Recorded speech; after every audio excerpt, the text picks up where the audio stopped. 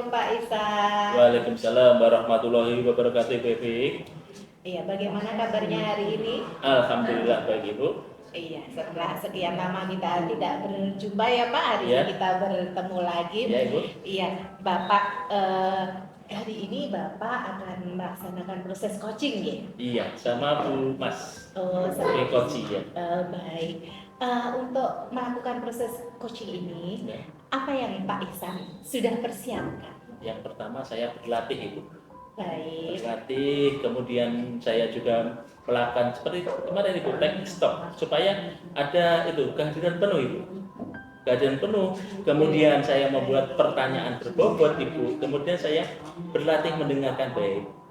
Seperti itu, Ibu. Jadi Bapak Ya. Pak Ihsan mempersiapkan kompetensinya ya Pak. Iya, seperti itu, Ibu. Iya. Pak Ihsan dalam melaksanakan coaching nanti, Bapak ingin saya membantu Bapak untuk mengembangkan kompetensi yang mana ini? Yang ini, Ibu, saya itu masih lemah di membuat pertanyaan berbobot, Ibu. Oh baik, Iya, jadi membuat kompetensi pertanyaan berbobot seperti itu. Iya. Jadi nanti Bapak ingin saya mengamati proses coaching ini, Ya. kemudian bagaimana nanti, apakah sudah sesuai atau belum? Iya, Apakah sudah memunculkan pertanyaan berbobot seperti itu ya Bapak? Iya, ya? betul Iya. sekali. Pak Ihsan, bagaimana harapan Bapak pada observasi yang akan kita lakukan hari ini? Harapan saya yang pertama itu bisa berjalan dengan baik, Ibu. Baik. Kemudian tujuan saya sebagai coach itu bisa berjalan apa adanya. Maksudnya bisa sebagai mitra, sebagai coach saya nanti, Iya. supaya itu tujuannya itu terlaksana, Ibu. Seperti itu. Berarti sebagai coach, Ya. Bapak bisa membantu Membantu coachingnya coaching, ya. dalam Iya, menemukan seperti itu. solusinya. Iya. Baik, menarik sekali Pak Iya. Ihsan. Baik, saya doakan semoga sukses proses Iya, Ibu. coachingnya. Terima kasih. Nanti kita bertemu lagi setelah sesi observasi, kita akan bertemu lagi ya Iya, Pak ya. Ibu. Iya. Baik, selamat melaksanakan Iya, Ibu. proses coachingnya Pak Ihsan. Ya, Assalamualaikum. Waalaikumsalam Pak Ihsan. Bagaimana Bu Mas kabarnya hari ini? Alhamdulillah sehat. Bu Mas tadi kan mau mau bilang ke saya, kemudian mau melakukan percakapan itu. Kira-kira topik atau agenda percakapan kita kali ini seperti apa itu? Apa? Iya. Apa ya Pak? Saya itu merasa risau atau galau gitu ya terkait dengan kesadaran anak-anak yang rendah terkait dengan sampah ini Pak.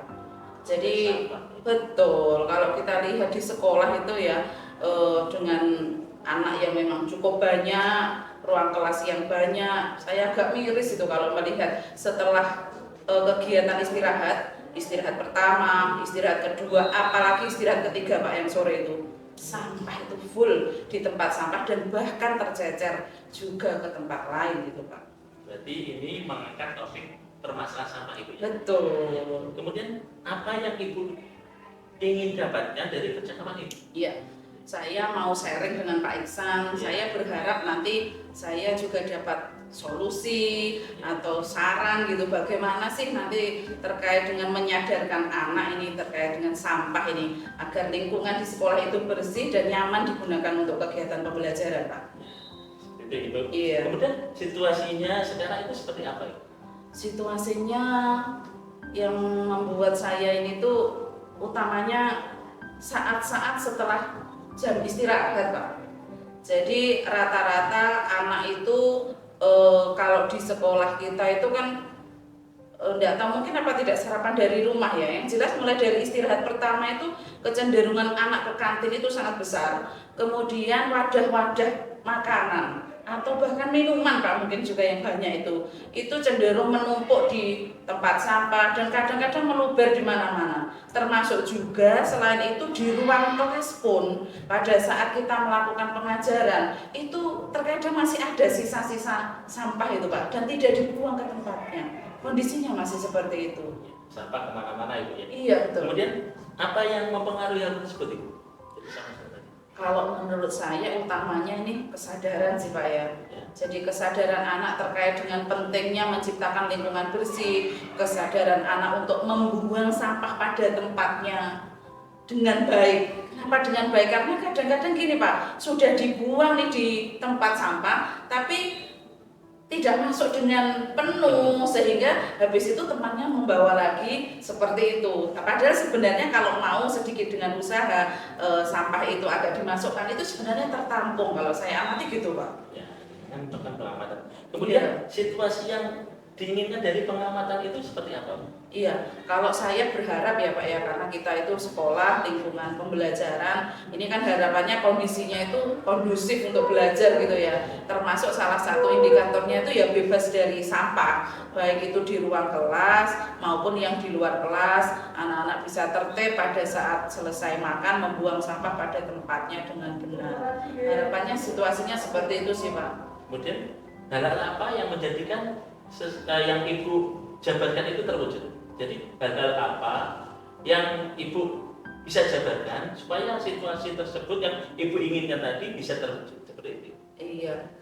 Nah inilah yang mungkin menjadi masalah ya Pak. Ya. Bagaimana caranya untuk memunculkan kesadaran dari dalam anak ini. Bagaimana agar mau meluangkan untuk membuang sampah minimal bekas dari makanan mereka sendiri, minuman dari mereka sendiri. Kalau saya amati ya Pak ya, yang pertama itu kenapa kesadarannya kurang karena belum ada motivasi yang secara intrinsik atau internal dari anak untuk melakukan kebiasaan pola hidup bersih itu tadi Pak. Sementara ini yang ada di sekolah itu ya peraturan memang ada, tetapi motivasi memunculkan intrinsik dari anak ini yang kelihatannya masih belum. Motivasi intrinsik. Kemudian Betul. untuk memunculkan motivasi intrinsik itu, apa yang harus Ibu siapkan? Iya, menurut saya sih Pak ya, kita Bapak dan Ibu guru ini harus berkolaborasi bersama-sama ini untuk membuat kesepakatan kelas dengan anak. Karena kalau peraturan ini sifatnya kan dari satu arah saja nih dari pihak sekolah. Ya. Tapi kalau menurut saya ketika sudah ada kesepakatan yang disepakati antara Bapak Ibu guru dan anak di dalam kelas, termasuk juga di kesepakatan itu membicarakan terkait dengan bagaimana mereka ketika di luar kelas atau sekitar ruang kelas ini nanti akan memunculkan motivasi dari dalam, oh iya saya memang harus berpola hidup lebih sehat, lebih bersih dengan membuang sampah pada tempatnya. Ya. Itu Pak. Membuang sampah pada tempatnya, Ibu tadi jabarkan Iya. itu Ibu ya. Iya. Kemudian ini Ibu, apa yang bisa memastikan hal itu berjalan dengan baik Ibu? Iya. Ini memang butuh kerjasama sih Pak. Iya. Kerjasama antara Bapak dan Ibu guru dan warga sekolah yang lain. Termasuk juga barangkali tenaga pendidikan, termasuk yang lebih banyak ini dengan anak ini Pak. Jadi kerjasama seluruh warga sekolah berdasarkan kesadaran dari dalam ini bagaimana agar sekolah ini bisa menjadi lebih bersih lagi dengan bebas sampah itu tadi Pak. Bebas sampah itu ya. Iya. Nah ini menarik sekali, bebas sampah itu ya. Iya. Kemudian apa kriteria bebas sampah yang Ibu inginkan? Iya. Tadi Ini kan ada indikator berarti. iya.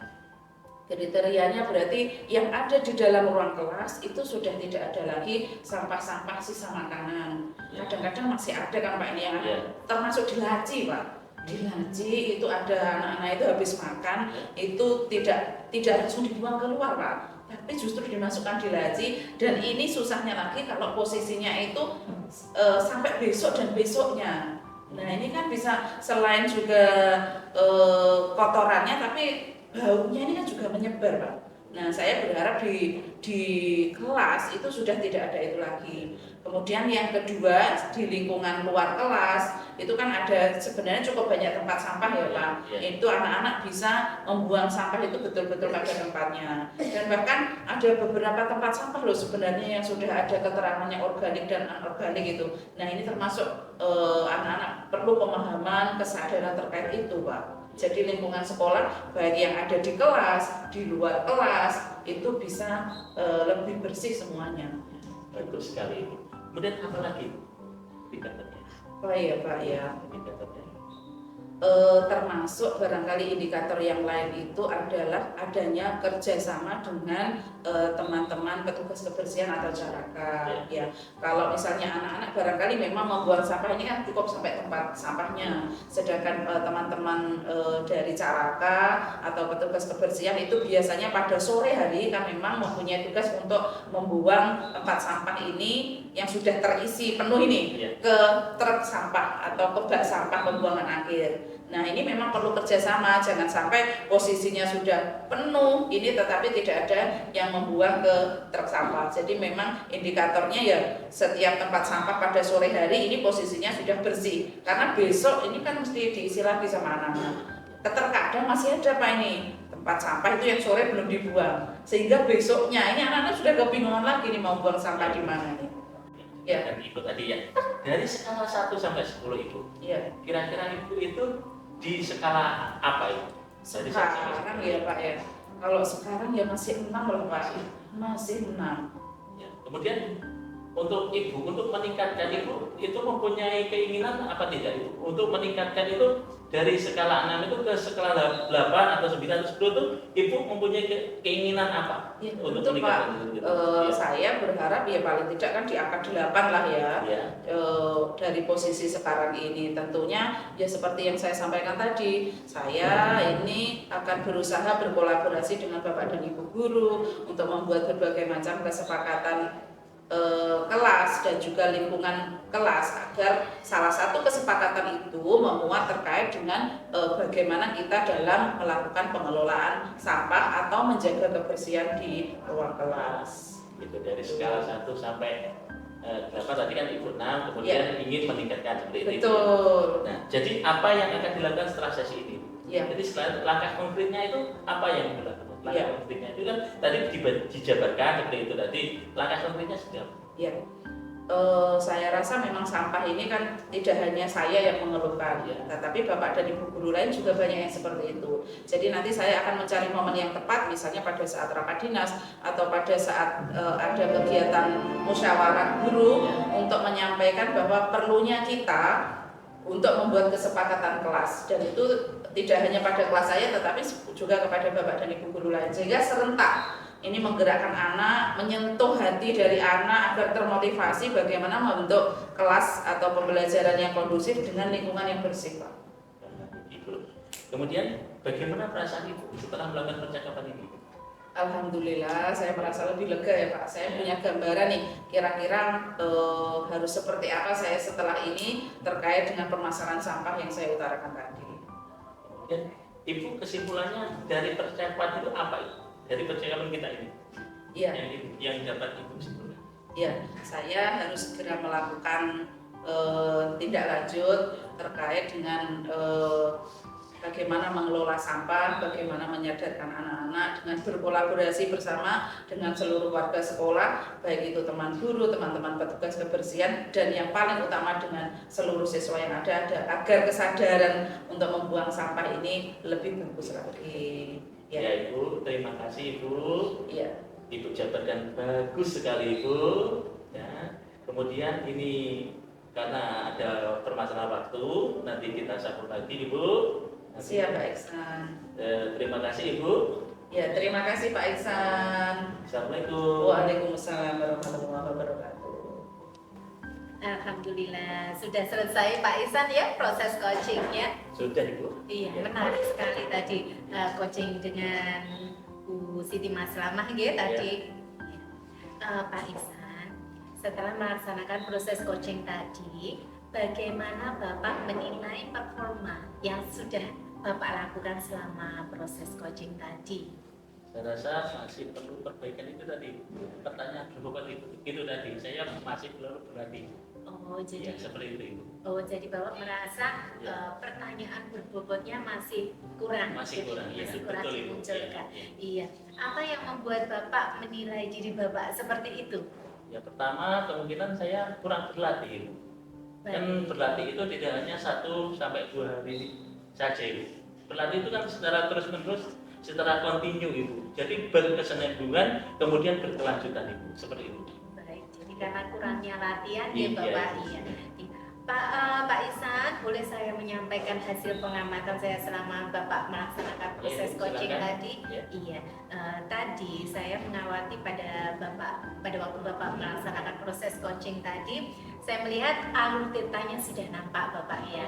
Dari di awal tadi Bapak sudah menanyakan topik yang akan dibahas, kemudian juga Bapak sudah menanyakan tujuan dari coaching itu nanti mau diarahkan kemana, tadi sudah muncul. Kemudian identifikasi, Bapak bagus sekali dalam mengarahkan Bu Mas tadi untuk menggali bagaimana persoalan tersebut bisa terjadi. Kemudian rencana aksinya Bapak juga sudah memunculkannya dengan baik. Dan yang terakhir saya tadi tanggung jawab ya, saya lihat juga Bapak sudah memunculkan dan Bu Mas juga sudah Bapak menyampaikan paparannya dan dapat mencari solusinya. Dari rasa juga Bapak sudah nampak ini, dari prinsipnya Bapak mendengarkan apa yang disampaikan Bu Mas tadi dengan seksama, kemudian apresiasinya juga ada, Bapak sudah menunjukkan apresiasinya, kemudian dari poin-poin tadi selama proses coaching Bapak juga sudah melakukan summary, juga melakukan yang terakhir tadi ya Pak. Sudah menanyakan pertanyaan-pertanyaan yang tadi.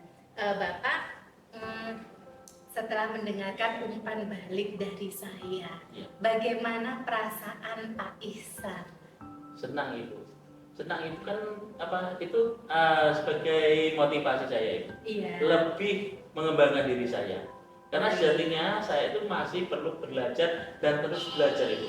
Istilahnya saya itu perlu belajar sepanjang hayat itu.